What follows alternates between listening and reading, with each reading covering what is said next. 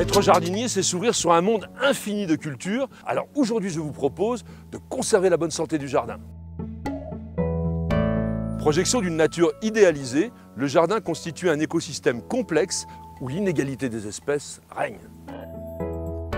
Le plus fort, le mieux adapté, le plus conquérant cherche à s'imposer. Le rôle du jardinier consiste à préserver la bonne santé de ses hôtes en assurant l'harmonie et les soins nécessaires.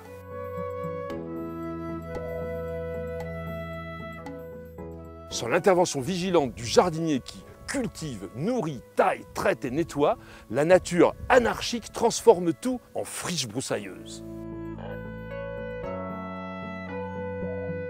En l'absence de tout traitement, 52% du potentiel de récolte risque d'être perdu. 15% par les ravageurs, les insectes, les acariens, etc. 14% par la concurrence des adventices, les herbes sauvages envahissantes. Et 13% par les champignons pathogènes, c'est-à-dire les maladies cryptogamiques.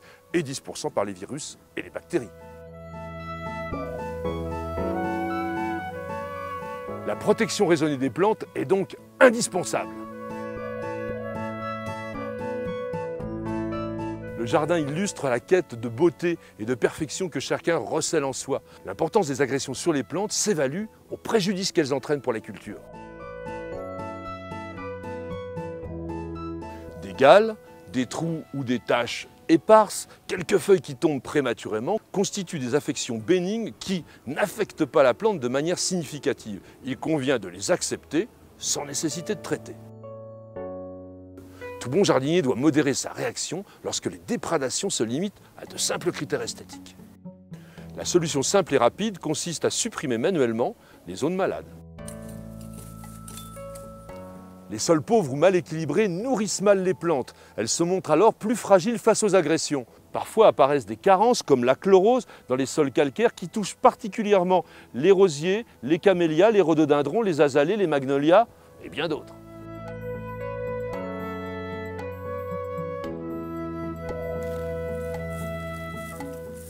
Un bon conseil, nourrissez régulièrement vos plantes avec un engrais adapté. Seule la justesse du diagnostic permet d'adopter la bonne méthode de soin et de choisir au besoin les produits phytopharmaceutiques appropriés si besoin était. Ne vous trompez pas et n'hésitez pas à faire appel au bon conseil d'un professionnel.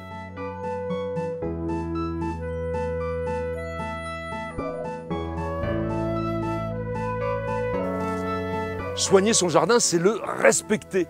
Alors jardinier et nature pourront enfin se tutoyer.